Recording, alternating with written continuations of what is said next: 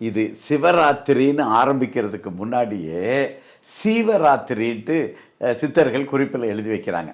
சீவராத்திரினா இந்த மண்ணுலகத்தில் உயிர்கள் தோன்றுறது இல்லையா, அந்த உயிர்கள் தோன்ற ஆரம்பித்த இரவு இந்த சீவராத்திரி.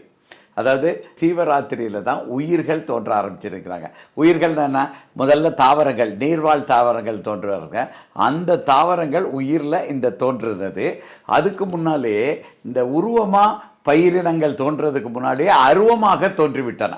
முதல்ல அருவமாகி, அதுக்கு பிறகு அருவுருவமாகி, அதுக்கு பிறகு உருவ அருவமாகி உருவமாகி வர்றதுங்கிறது தான் சித்தர்கள் வருகின்ற அந்த பரிணாம தத்துவம். அப்போ அருவமாக முதல்ல இந்த மண்ணுலகத்தில் தோன்றுனது இந்த சிவராத்திரி தான். அதே மாதிரி அந்த பயிரினங்கள்லேருந்து விலங்குகள்.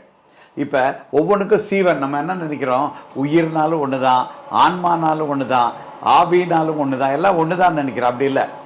ஆவி, ஆன்மா, ஆறுயிர் மூன்றும் சேர்ந்த கூட்டுக்கு பேர் சீவன்னு பேர். இப்போ தாவரங்களுக்கு எடுத்துக்கிட்டிங்கன்னா அதற்கு ஆறுயிர் மட்டும்தான், உயிர் மட்டும்தான் இருக்கும்.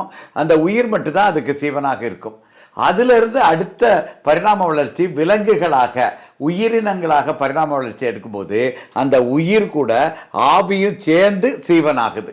அப்போ அந்த முதல்ல அந்த தாவரங்களில் உயிர் தோன்றியதும், அதற்கு பிறகு அது பரிணாம வளர்ச்சி அடைந்து உயிரும் ஆவியும் சேர்ந்து அந்த விலங்குகளோட சீவன் உருவானதும், அதற்கு பிறகு பரிணாம வளர்ச்சியானது அடைந்து மனித உயிரில் மட்டும்தான் ஆவி, ஆன்மா, ஆறுயிர் இந்த மூணும் சேர்ந்து மனிதனோட சீவனில் இருக்குது.